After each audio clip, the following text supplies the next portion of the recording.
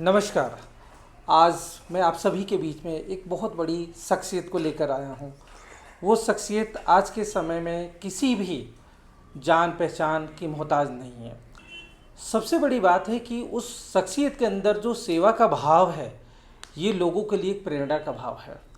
मैं आज आप सभी के बीच में मिलवाना चाहता हूँ नन्ही मुस्कान सेवा फाउंडेशन की सीईओ, ओनर या जो भी कह लें आप, अमनप्रीत कौर जी से। अमन जी, अमन जी नमस्कार। नमस्कार सर। अमन जी, आज आप हमारे स्टूडियो में आए, इसके लिए आपका बहुत बहुत धन्यवाद। और सबसे पहले तो मैं आपको धन्यवाद देना चाहूँगा कि आज के समय में जो सेवा का भाव जो है वो हर किसी के अंदर नहीं है, परंतु आज के टाइम में जो आप इस तरीके की जो सेवा कर रही हैं, तो ये अपने आप में बहुत बड़ी बात है। मेरे ऑडियंस जानना चाहते हैं आपके बारे में, तो कुछ सवाल मैं आपसे जानना चाहूँगा और उम्मीद करूँगा कि वो सारे जवाब मुझे मिले। तो अमन जी, मैं जानना चाहूँगा सबसे पहले अपने बारे में कुछ परिचय बताया बता। ओके सर, नाम तो जैसे आप सबको पता चल ही गया, अमनप्रीत कौर नाम है मेरा। अभी मैं करंटली फिज़िक्स वाला में जॉब करती हूँ।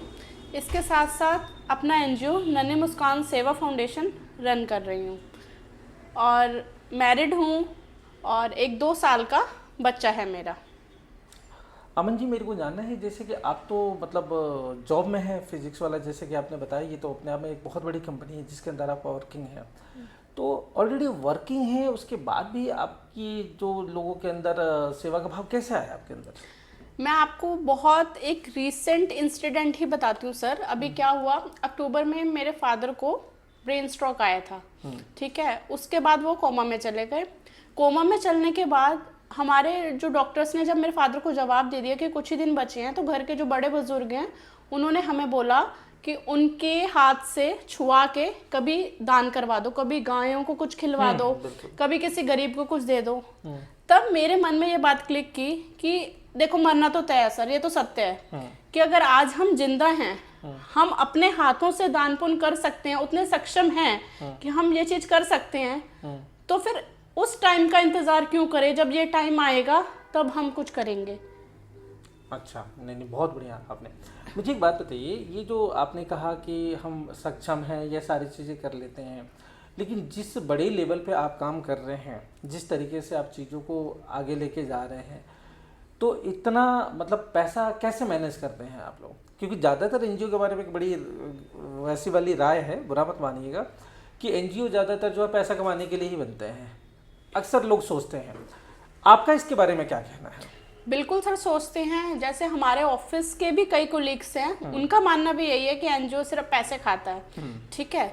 बट ऐसा नहीं है। पहली बात तो हमारा रजिस्टर्ड एनजीओ है, ठीक है। उसकी हर मंथ की, हर इवेंट की रिपोर्ट्स बनती हैं, बिल्कुल ट्रांसपेरेंट एनजीओज है। तो आप उसकी रिपोर्ट जो है वो ऑनलाइन हमारी वेबसाइट पर चेक भी कर सकते हैं, उस पर अपडेट भी होती है।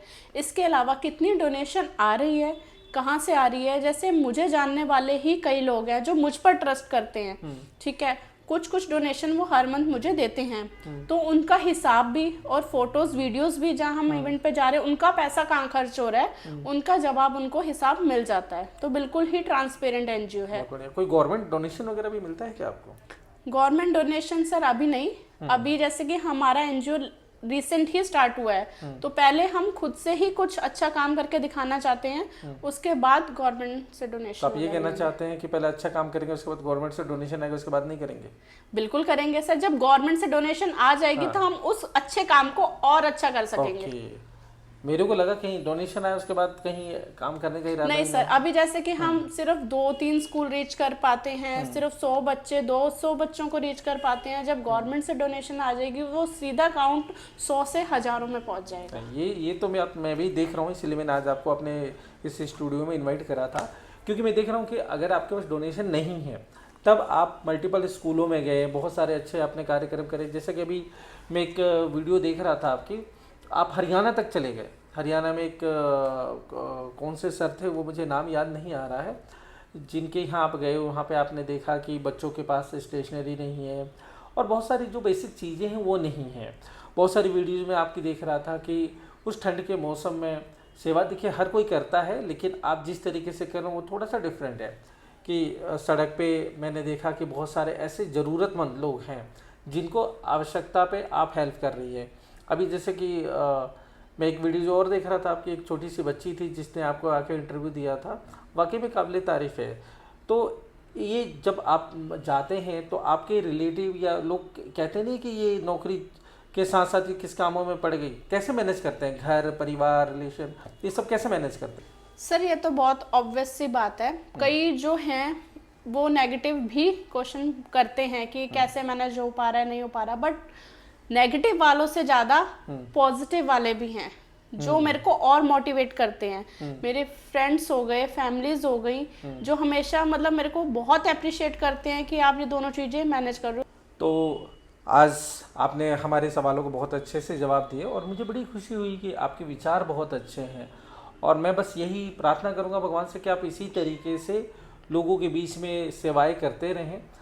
और एनजीओ तो अगर मैं अपनी बात करूं तो मैं तो हमेशा कहता हूं, जो एनजीओज होते हैं, चाहे हमारे धर्म में कहा जाता है कि 100 मैं अगर कहीं पर अच्छाई करने गया, वहाँ पे 100 लोगों की अच्छाई करने गया, उसमें अगर 99 लोगों ने मुझे गलत भी समझा, लेकिन एक व्यक्ति का भी अगर भला हुआ तो वो अच्छी बात है। तो मुझे अच्छा लगा, और मैं यही कामना करता हूँ कि आप इसी तरीके से सेवा करते रहें और लोगों के बीच में जाते रहें। और आज आपने समय दिया, इसके लिए आपका मन जी बहुत बहुत धन्यवाद। धन्यवाद सर, आप जैसे लोगों का सहयोग रहेगा तो हम और भी आगे जाएंगे और भी अच्छा काम करते रहेंगे।